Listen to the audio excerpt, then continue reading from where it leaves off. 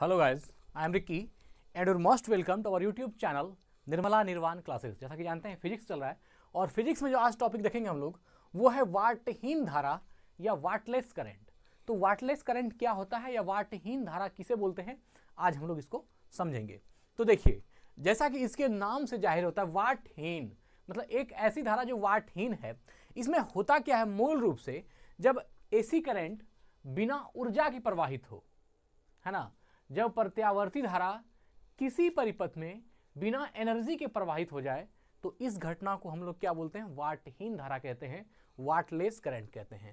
देखिए, जब प्रत्यावर्ती धारा परिपथ में अल्टरनेटिंग करंट किसी सर्किट में बिना ऊर्जा का, बिना एनर्जी का व्यय किए प्रवाहित होती हो, मतलब अल्टरनेटिंग करंट को किसी सर्किट में प्रवाहित करने के लिए हमको ऊर्जा व्यय ना करना पड़े। मतलब ऊर्जा व्यय ना करने का अर्थ है कि बिना एनर्जी का अगर किसी परिपथ में अल्टरनेटिंग करंट प्रवाहित होती है तो यह घटना क्या कहलाएगी, वाटहीन धारा कहलाएगी।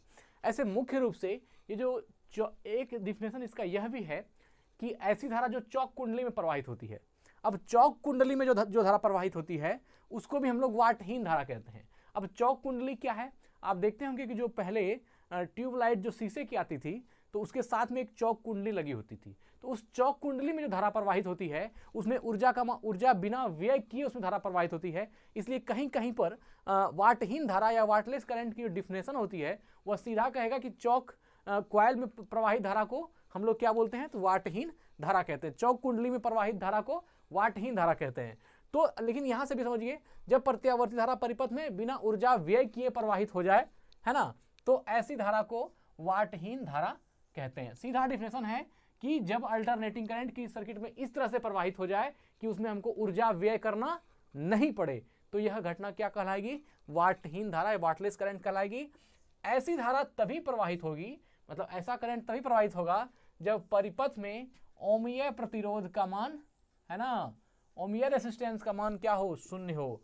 अब यहां पर दूसरा कंडीशन दिया कि ऐसा तब लागू होगा, अर्थात कैसा, कि जब किसी परिपथ में हम अल्टरनेटिंग करंट को प्रवाहित कर दें और वहां पर ऊर्जा व्यय न करना पड़े। ऐसा केस तब बनेगा जब परिपथ में क्या हो, ओमीय प्रतिरोध का मान शून्य हो। ओमीय प्रतिरोध अर्थात ओहमिक रेसिस्टेंस की वैल्यू कितनी हो, शून्य हो। मतलब यह है कि यह एक स्पेशल केस है कि जिस परिपथ में ओमीय प्रतिरोध का मान, है ना, जब परिपथ में ओमीय रेसिस्टेंस की वैल्यू 0 हो जाएगी या जिस परिपथ में ओमीय प्रतिरोध का मान शून्य हो जाएगा उसी परिपथ में यह धारा प्रवाहित हो सकती है। अगर यदि हम ये बात कहते हैं कि चौक कुंडली में प्रवाहित होने वाली धारा को हम लोग वाटहीन धारा कहते हैं, तो इसका मतलब है चौक कुंडली में ओमीय प्रतिरोध का मान कितना होता है, शून्य होता है। चौक कुंडली में ओमीय प्रतिरोध का मान शून्य होगा, इसलिए उसमें जो प्रवाहित धारा होगी वह वाटलेस करंट कहलाएगी। इसलिए हम लोग डिफिनेशन कहते हैं कि चौक कुंडली में प्रवाहित धारा को हम लोग क्या कहते हैं, वाटहीन धारा कहते हैं। या फिर यह दूसरी यही है कि जहां भी यह प्रवाहित होगी वहां ओमीय प्रतिरोध का मान क्या होगा, शून्य होगा। तो आपसे जो प्रश्न पूछा जा सकता है एग्जाम के पॉइंट ऑफ व्यू से वह यह हो सकता है कि वाटहीन धारा प्रवाहित की जा सकती है। ऑप्शन 1, जहां ओमीय प्रतिरोध का मान उच्च हो, जहां ओमीय प्रतिरोध का मान निम्न हो, जहां ओमीय प्रतिरोध एवरेज हो, इस तरह करके आपको फंसा सकता है। तो आप डायरेक्ट जानिए कि वाटहीन धारा वहां प्रवाहित हो सकती है जहां जिस परिपथ में ओमीय प्रतिरोध का मान क्या हो, शून्य हो। यह क्वेश्चन बहुत इंपॉर्टेंट है। और दूसरा कि वाटहीन धारा क्या है, जब बिना ऊर्जा व्यय किए किसी परिपथ में अल्टरनेटिंग करंट प्रवाहित हो जाए तो वह उसको हम लोग क्या कहेंगे, वाटहीन धारा कहेंगे। चलिए, शून्य हो। या एक डिफिनेशन और भी है, जब परिपथ में केवल शुद्ध प्रेरकत्व, है ना, जब परिपथ में केवल शुद्ध प्रेरकत्व या शुद्ध धारिता हो, जब परिपथ में केवल शुद्ध प्रेरकत्व हो या शुद्ध धारिता हो तो परिपथ में कुल शक्ति क्षय शून्य होता है।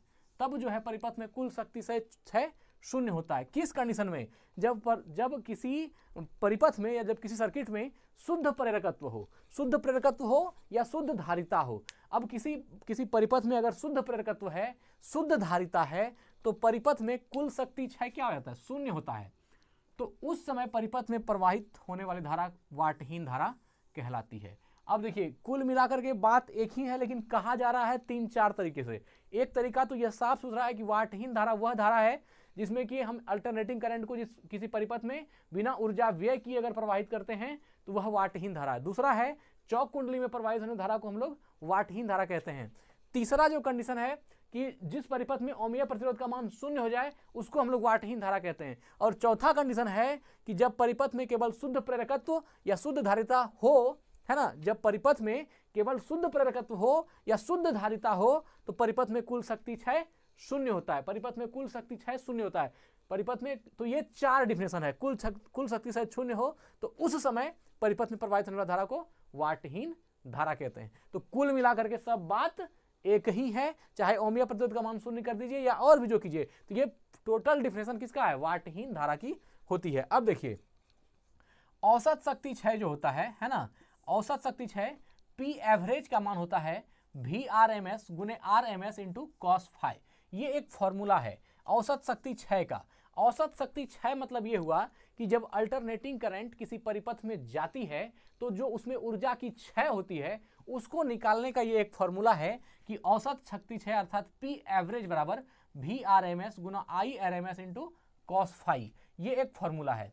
और इसके बीच में क्या होता है, चूंकि कालांतर कोण का मान 90 डिग्री होता है, कालांतर कोण जो ये एंगल है जो फाई है इसकी वैल्यू 90 डिग्री होती है। तो जब हम इसको फॉर्मूला ये जो पी एवरेज बराबर VRMS गुना IRMS इंटू कॉस फाई है, इस फॉर्मूला को नहीं भूलना है।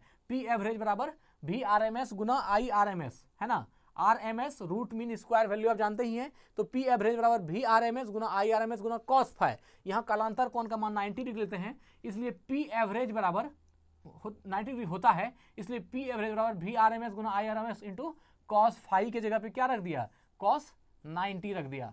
और कॉस 90 का मान तो आपको मालूम होता है, अगर हम यहाँ कॉस 90 का मान 0 रख दें तो ये क्या करेगा, ये मल्टीप्लाई में है, पूरा 0 हो जाएगा। अर्थात पी एवरेज की वैल्यू कितनी हो गई, पी एवरेज इक्वल टू 0 हो गया। अर्थात औसत शक्ति क्षय कितना निकल गया, 0। इसका मतलब है कि जब किसी भी जिस सर्किट में हमने जिस सर्किट के लिए हमने औसत शक्ति क्षय निकाला वहां पर औसत शक्ति क्षय कितना आ रहा है, 0 आ रहा है। तो इस तरह से वो इसका मतलब क्या हो गया, वह धारा वाटहीन धारा हो गई, वाटलेस करंट हो गई, है ना। तो यह जो है ये फॉर्मूला पी एवरेज बराबर VRMS गुना IRMS इंटू कॉस फाई, यह भी याद रख लीजिएगा।